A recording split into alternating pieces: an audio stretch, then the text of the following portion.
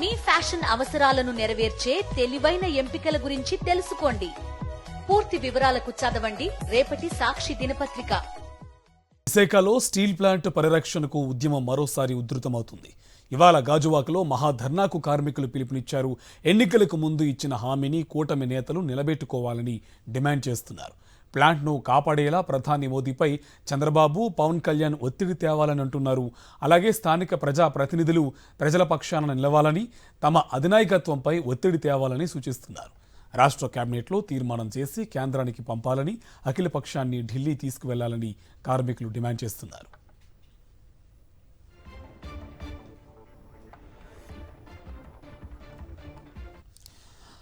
ఇక Visakha steel plant పరిరక్షణకు సంబంధించి ఉద్యమం మరోసారి ఉధృతమవుతుంది. దీనికి సంబంధించి పూర్తి డీటెయిల్స్ మా కరెస్పాండెంట్ నాయుడు మనకి డీటెయిల్స్ అందిస్తారు. నాయుడు, డీటెయిల్స్ ఏంటి? ఇంకొకసారి మళ్ళీ ఉద్యమం ఉధృతమవుతున్నటువంటి పరిస్థితి కనిపిస్తోంది. కార్మికుల డిమాండ్స్ ఏంటి, ఏం చెప్తున్నారు?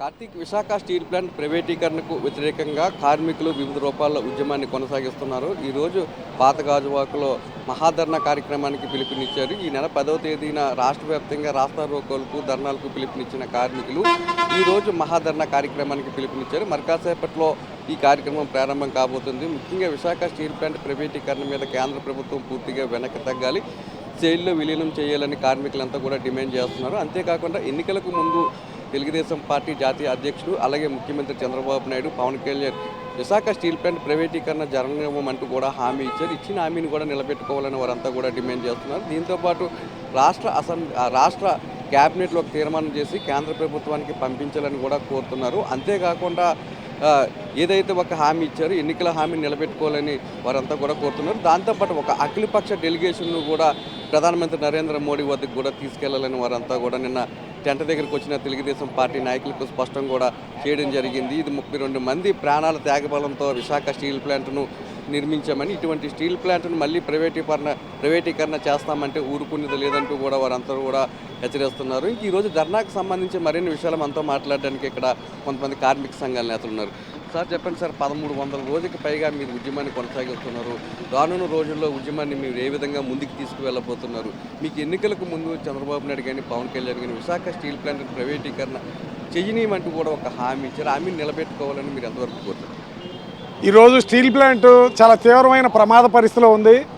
ఈ స్టీల్ ప్లాంట్ రక్షించమని చెప్పని మేము ప్రతి వాళ్ళని వేడుకుంటా ఉన్నాం. అంతకుముందు ఎన్నికల ముందు వచ్చి ఇక్కడ ప్రతి వాళ్ళు హామీ ఇచ్చారు. అన్ని ప్రభుత్వాలు, కేంద్రంలో ఉన్నటువంటి ప్రభుత్వం కానీ రాష్ట్రంలో ఉన్నటువంటి ప్రభుత్వం కానీ హామీలు ఇచ్చాయి.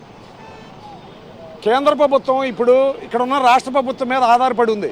మేము కూడా ఆశించింది ఏమిటంటే కేంద్ర ప్రభుత్వంలో గతం కంటే ఇప్పుడు మన రాష్ట్రం మీద ఆధారపడి ఉంది కాబట్టి మన రాష్ట్రంలో అతిపెద్ద పరిశ్రమ ఏదైనా ఉందంటే ఇప్పుడు విశాఖపట్నం స్టీల్ ప్లాంట్. ఈ స్టీల్ ప్లాంట్ రక్షించడానికి రాష్ట్ర ప్రభుత్వం నడుం కట్టింది. ఖచ్చితంగా ఈ స్టీల్ ప్లాంట్ కాపాడబడిద్ది అని చెప్పని మేము భావించాం. కానీ దానికి భిన్నంగా ఇక్కడ కేంద్ర స్టీల్ మంత్రి వచ్చి మాకు హామీ ఇచ్చేళ్ళారు, ఈ స్టీల్ ప్లాంట్ను ప్రైవేట్ పరం చెయ్యం, మేము కాపాడతామని. కానీ ఆయన వచ్చి వెళ్ళిన తర్వాత అంతకుముందు 2 BFలు నడిచాయి, 1 BF మాత్రమే మూతేశారు. మొన్న 12వ తారీఖు నుంచి ఇంకొక BF కూడా మూతవేశారు. 2 BFలు మూతేసి 1 BF మాత్రమే నడుపుతూ ఉన్నారు. అంటే స్టీల్ ప్లాంట్ ఉత్పత్తి సామర్థ్యం 100% ఉంటే 30% ఉత్పత్తి తీస్తే ఎలా స్టీల్ ప్లాంట్ నడిచిద్ది? వాళ్ళు చెప్తున్నది ఒకటి, ఇక్కడ జరుగుతున్నది ఒకటి. మేము స్టీల్ ప్లాంట్ని కాపాడతామని చెప్తా ఉన్నారు.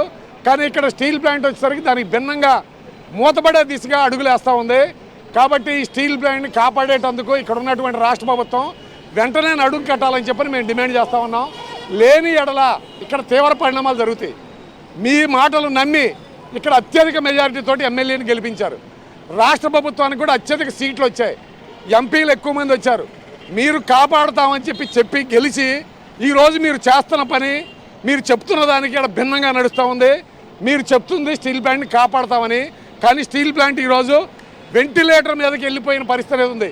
ఏ రోజు మూతపడుతుందో చెప్పలేని పరిస్థితిలో ఉంది. మీరు అంటుంది ఏమిటి? నిన్న మా టెంట్కి వచ్చి పోరాట కమిటీతో మీరు చెప్తుంది ఏంటి? స్టీల్ ప్లాంట్ కానీ మూతపడితే మేము రాజీనామాలు చేసి పోట్లాడతామన్నారు.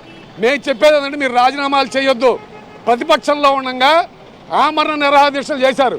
ఇప్పుడు ఒక రాజీనామా లేక మీ చంద్రబాబు నాయుడుకి ఇచ్చి రండి చాలు, ఖచ్చితంగా మీ పోరాటానికి మేము మద్దతిస్తాం, మీరు కూడా మీరు పోరాటంలో పాల్గొనండి. అటుపక్క చంద్రబాబు నాయుడు గారు వేలాది ఉద్యోగాలు మేము ఇక్కడ కల్పిస్తాం, రాష్ట్రాన్ని అభివృద్ధి చేస్తామన్నారు. ఉద్యోగాలు పోయే పరిస్థితి వచ్చింది. ఇక్కడ లక్షలాది మంది ఈరోజు రోడ్లు పడే పరిస్థితి వచ్చింది. దీని పట్ల మీరు స్పందించకుండా కొత్త ఉద్యోగాలు ఏం సృష్టిస్తారు? ఉన్న పరిశ్రమను కాపాడండి అని మేము కోరుతా ఉన్నాం.